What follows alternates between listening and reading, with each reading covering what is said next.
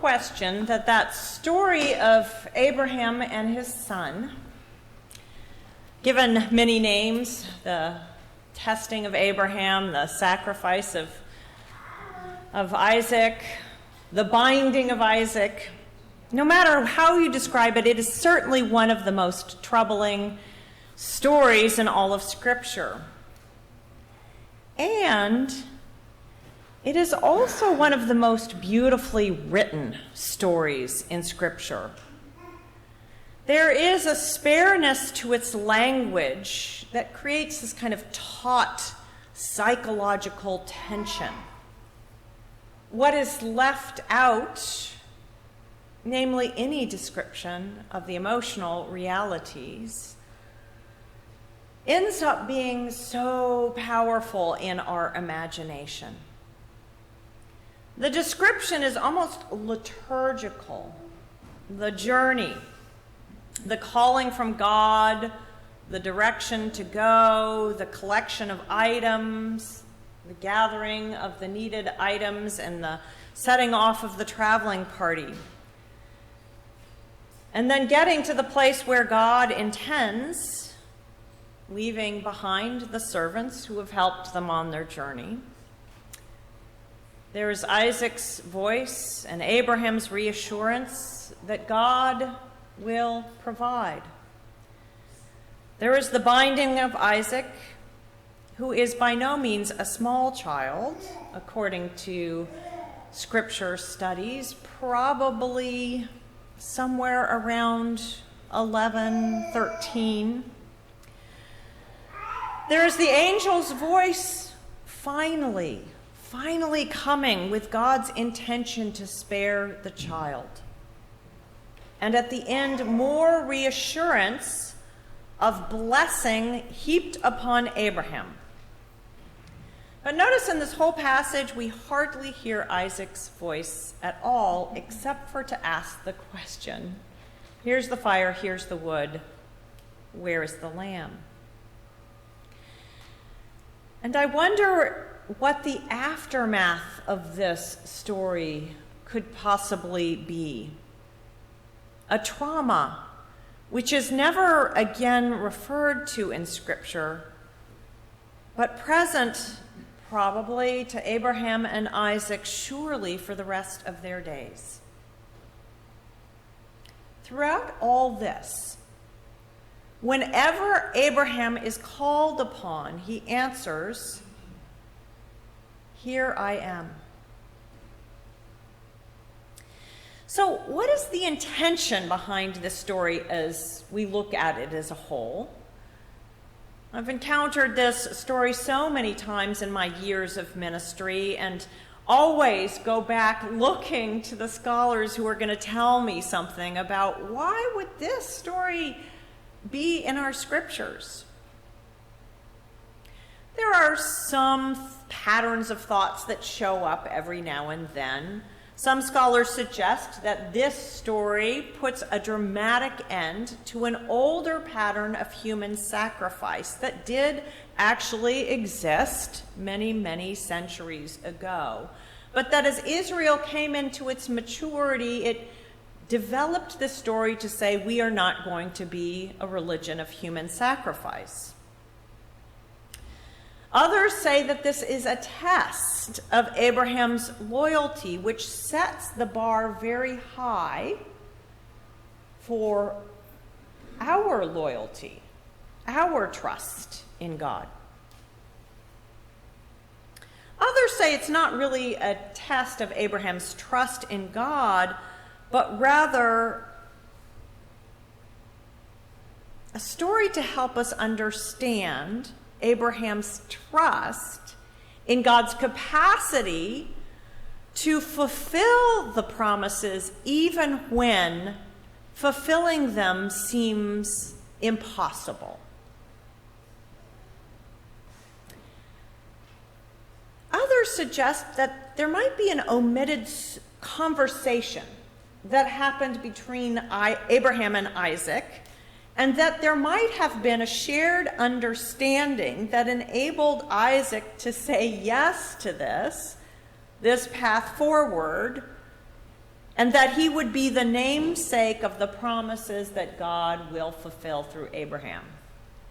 Now, I mean, all these leave something to be desired. What is true, no matter how you slice it is a compelling story. It's a story that captivates us every time we hear it. Every time I read it in church, it's one of the times that I hear the congregation silence. We're all so shocked by it, time and time again. But it is a good story. Holocaust survivor and author Elie Wiesel wrote, "God created humans because God likes a good story." And that notion is certainly in the Hebraic mind. There is an appreciation for so many stories, and so Hebrew Bible sometimes will collect even contradictory stories, or the same story in various different places attributed to different people. Because in the Hebraic mind, there is a kind of multiplicity to meaning that comes to us from stories. So stories are not meant to be morals. Stories are rather meant to be the means for revelation, and that we can come back to them time and time again and discover different things revealed to us. So this time, as I came to this story, I heard that refrain over and over again. Here I am. Here I am, Abraham says when God calls and says, go and do this horrid thing. Here I am, he says when Isaac calls upon him. And here I am, he says when the angel stops him from moving his hand. So I began to think about what it means for him to just say, here I am, to be present to the horrible request, to be present to his child, to be present to God, to be present throughout this whole story. Here I am. He's not attempting to fix or argue. We hear nothing about regrets or second guessing or why me's. And I began to wonder about all the ways in which we try to avoid being present to the difficulty of our own lives. And the difficulties are many. And sometimes the feelings are so strong and painful, we simply want to avoid them. We don't want to be here. The demands of justice and love and morality upon us can be so challenging that we just want to avoid them. Relationships where we can't please everyone, or where people disagree and we feel caught in the crossfire of demands. The demand of faith, even as we hear God's voice, all of that can pull upon us so much that we desire to not be present. We might choose to avoid those feelings by, say, drinking too much, or by choosing to use drugs, or by seeking other behaviors that trigger our brains to think that if we keep doing whatever that thing is, we'll be okay. Things like shopping, or screen time, or social media. We might avoid people and places that call up that feeling of difficulty. We might choose to be half present, to shut down, or we might choose to overreact. Through it all, Abraham simply says, "Here I am." Psychologist and activist Sylvia Boorstein talks about the gift of being present to no matter what is in front of us. And she has developed for herself a mantra, which I have loved for many years. When she is in a difficult situation, she says to herself this: "Sweetheart, you are in pain. Relax, take a breath. Let's pay attention to what is happening.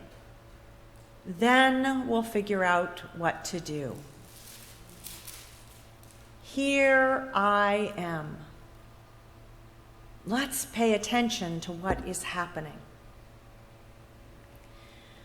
This story, among many other things it might say to us, does show us a way to be present to the conflicting demands of our lives, to the painful places, to the challenges that God puts in front of us, to the times that we feel we are not equipped to deal with the too muchness of the world.